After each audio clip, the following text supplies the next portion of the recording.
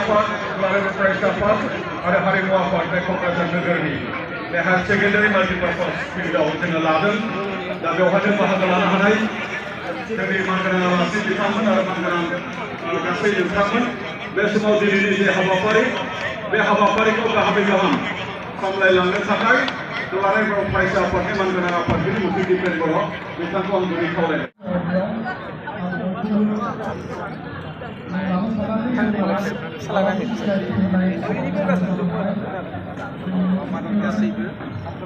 Profesor Principal Manganan Bordoni University Register गासै सिबिनाङा फरायसाफोरा मिरुनि जिल्लानि दख'रानि बर' थुनलाइ आफादनि बर' हारिमु आफादनि गासैबो बेयाव बाहागो लानो हादों हाबाफारिनि जों दाखौ गोदान दङ बिथांखौ आङो गिबियाव खावलायदों बयखौबो दसे सम गसंनानै बर'खौ मान होनो थाखाय गंगार दुन्दिया नाफाम सरि खेरादाफिनि खारदै बे समाव ब्रह्म बिथाङा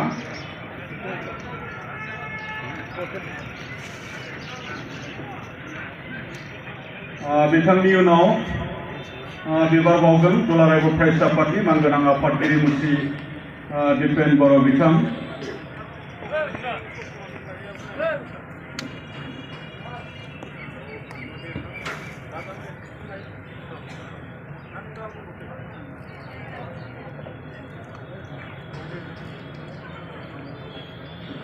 And now I would like to request Professor Advocate Ganesh Hingmere to pay tribute to Modafa Upendranath Brahma and Madam Professor Rosmi Hingmere, Patronization and Patent Consultant at GMGC to pay homage to Modafa Upendranath Brahma, please ma'am.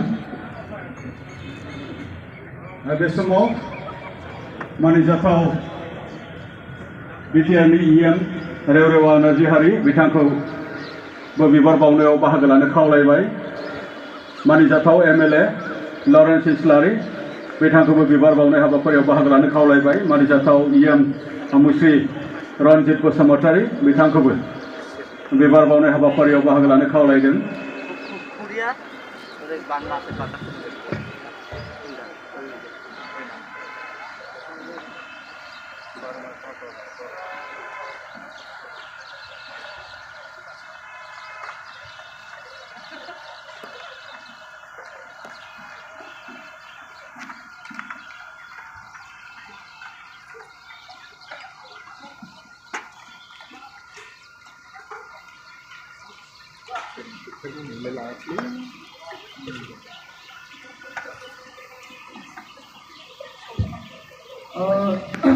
बयखौबो आङो 1 minute बड'फानि मुङै आरो मोनफ्रोमफोरनि मुङैबो 1 minute आर'ज गाबनो आं खावलायगोन आरो बयबो आलासि बिथांमोनखौबो 1 minute pray to Modafa Upendranath Brahma and condolence to the Bodoland martyrs.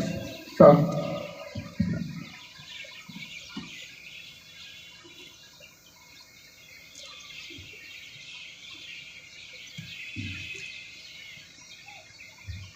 जाबाय बयखौबो जिरायनो खावलायदों थरखा बड'नि गंगना आरो जोंहा दख'ना गामसा खारदै जोमग्रा खेराइ दाफिनि बे गासै मोनजिथाम आयदाखौ बर' हारियाव गिबि खेबनि थाखाय GI बर'नि आरो बेखौ रावबो खावनो हालिया बेखौ जोङो रिकगनिशन मोनबाय आलासि गेदेमा बिथांमोना बुंगोन दा बेखायनो बे जोंनि रंजानायनि सम बे गोग्गानायनि सम आरो जोंनि मर्यादाखौ आथालसे आवगायनायनि मोनसे सम जानाया बिराद खम दखानाव आर'नाइ मोननो थाङा जों गासिबो पावार लुमनि आर'नाइ गानबायनांगौ जायो 100 कोटि थाखा होनानै दोननो आंनो आसाम गभर्नमेन्टआ आं आर'नाइ बायनो फैयो नाथाय बे क'क्राझार डिस्ट्रिक्टनि प्रकिउरमेन्ट सेन्टारफ्राव आर'नाइफोरखौ आङो 2000 1500 गाहामल' आर'नाइ बायनो हादों कारन प्रडाक्टआनो गैया खिन्थु चिराङाव नाथाय बहुत हाजार हाजार आर'नाइ बायबाय गासिबो हेन्दलुम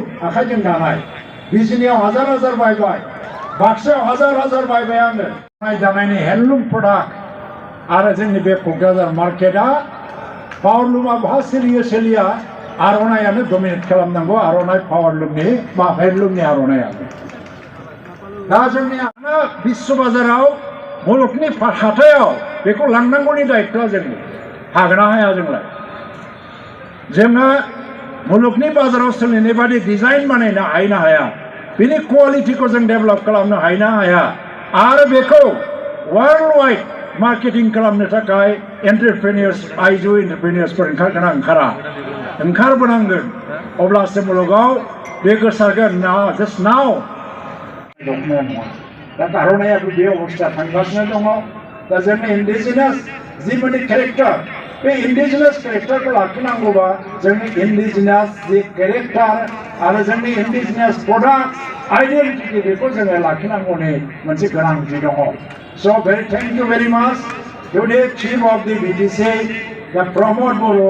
At least he has taken initiative to do that and explore the possibility of getting recognized of the Boro traditional handlooms and the food items and the musical instruments.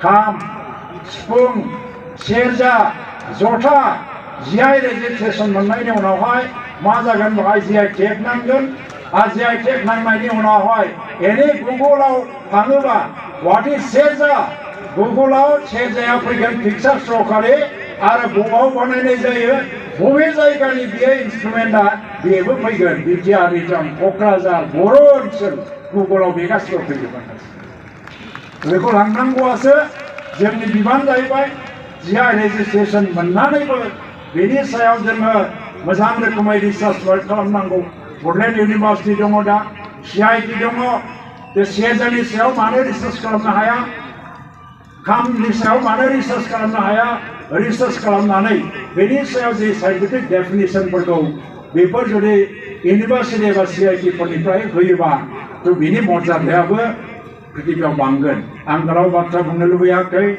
I especially thank to my friend the Reverend Ajay Hari. He has been my co-worker in the APSU. When I was president of the APSU, he was vice president, he was convener of the BPSA in his life, starting from the 1983. He has spent whole life in the struggle for the interests of the Bodo people. Now, being the EM, executive member, and assigned by the BTC SIP, under the guidance of the Pramod Boro, he has done very sincerely in this matter. As a person, he was very sincere and honest person. And thank you very much, everyone at Jari and other the members of the board who have done very tremendous and wonderful job. And for the professors for helping their raise help and extending their helping hands. So that is what you, I think, shown the technical way of processing all these things also, and this is because of that reason only we got this opportunity. Thank you very much. Gojantan, boynibo sabaykor jasibai. Kham, Spung, Jota, Serja, oraibo thangnai थाथों. दखना, गामसा, आर'नाइ अरायबो थांनानै थाथों. जय बर' हारिनि. गोजोन्थों.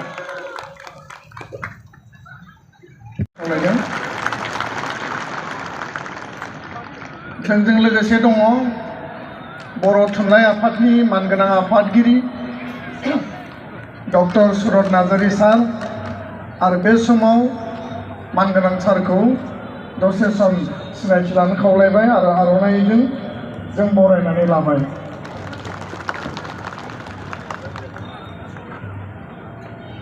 जोंहा माखासे आलासि दंबावो. आङो जोंनि लोगो गाहाय नेहाथारि दिनेश ब्रह्मखौ थाब-थाबनो सिनायथि होनो थाखाय खावलायबाय. रावबो थांनाङा, जोंनि हाबाफारिया दासो जागायदों. हाबाफारि जोबनायनि उनाव आंनो गाहाय नेहाथारिया खिन्थादों अमाजों बर'नि फिथाजों बेयाव जानाय हाबाफारि दङ जाहैदों. गोबारै आखाइ खबनानै हो, दिनै रंजानायनि सम.